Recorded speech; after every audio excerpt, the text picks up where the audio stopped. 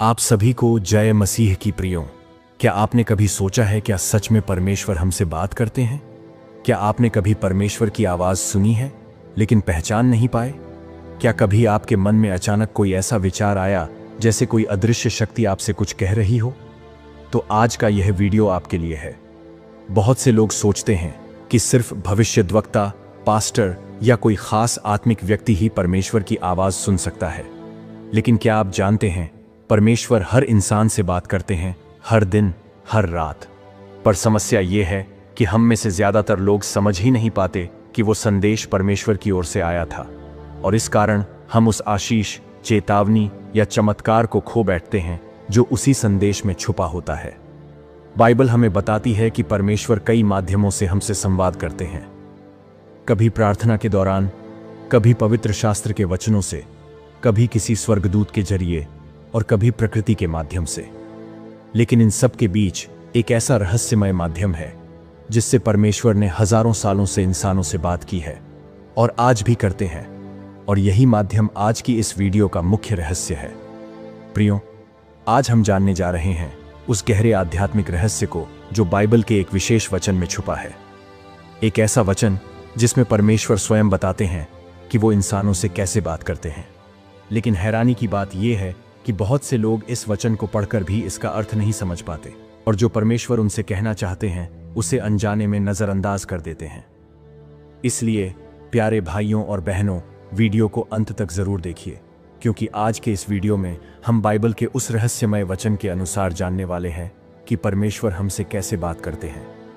Bible हमें बताती है कि परमेश्वर कई माध्यमों से हमसे संवाद करते हैं, कभी प्रार्थना के दौरान, कभी किसी वचन के माध्यम से, कभी किसी स्वर्गदूत या किसी स्वाभाविक घटना के जरिए।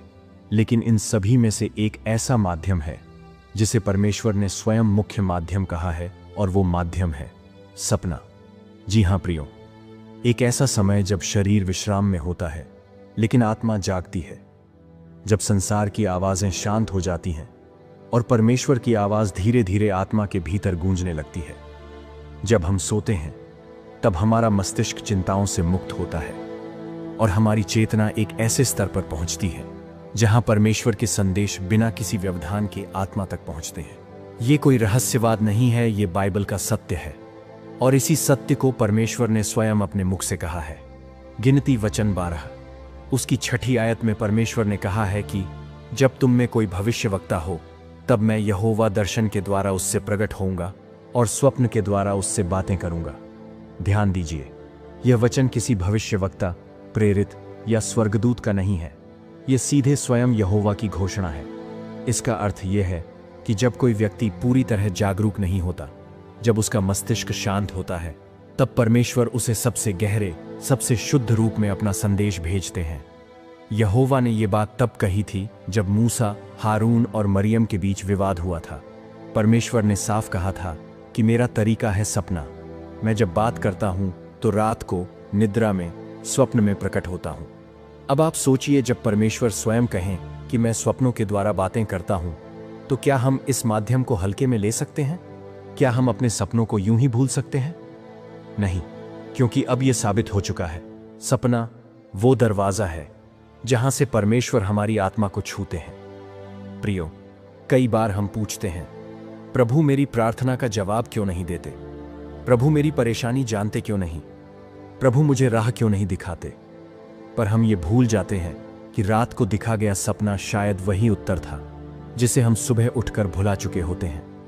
बाइबल में कई उदाहरण हैं जो दर्शाते हैं कि परमेश्वर का हमसे बात करने का एक मुख्य माध्यम है, और वह सपना है।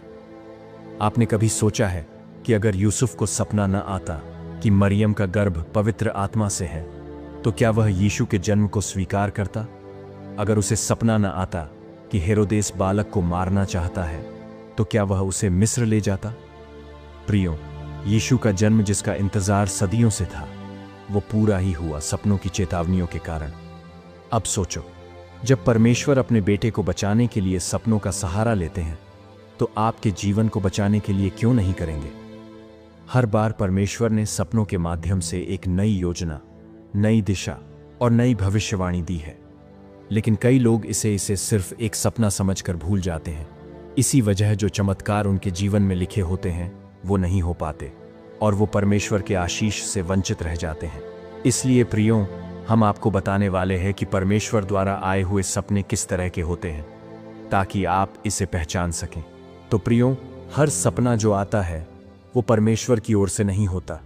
कुछ सपने हमारी थकान से आते हैं, कुछ सपने हमारी इच्छाओं से आते हैं, कुछ शैतान की चाल होती है, लेकिन कुछ सपने ऐसे होते हैं जो स्वर्ग के सिंहासन से सीधे आपकी आत्मा तक पहुंचते हैं।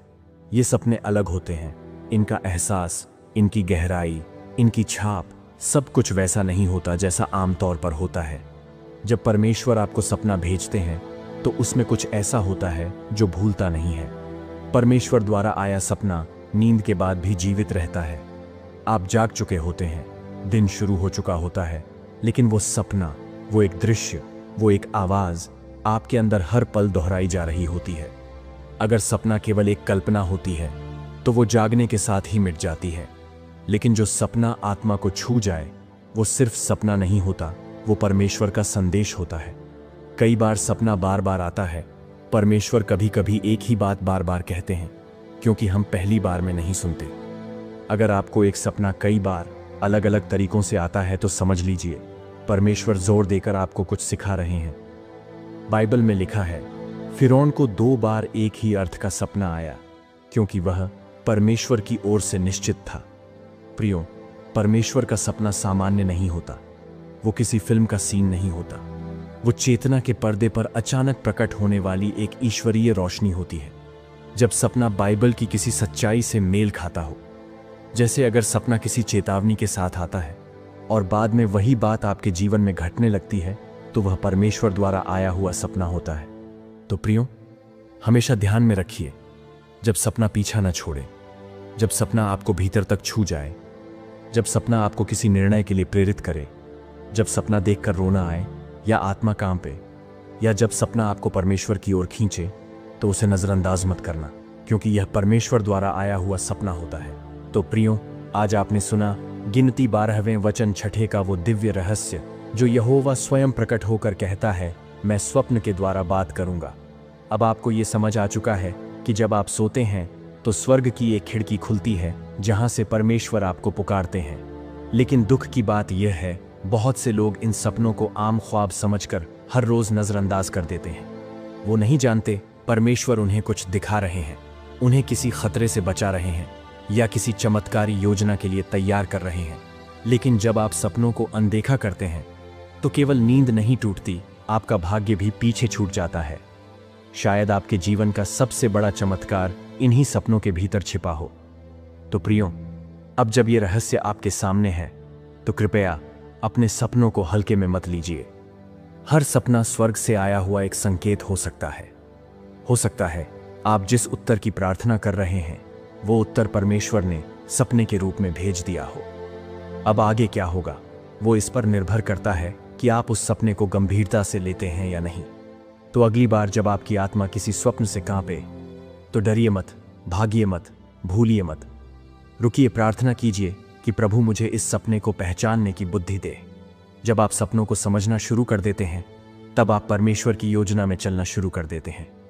तो प्रियो, आप समझ गए होंगे कि परमेश्वर आपसे कैसे बात करते हैं। तो वीडियो को लाइक करें, कमेंट में अमीन टाइप करें और इस वीडियो को किसी एक ऐसे व्यक्ति तक जरूर पहुंचाइए जो बार बार विचित्र सपने देखता है। शायद परमेश्वर उससे बात करने की कोशिश कर रहे हैं। तो मिलते हैं अगले वीडियो में। प्रभु यीशु आप सभी को आशीष दे। आमीन।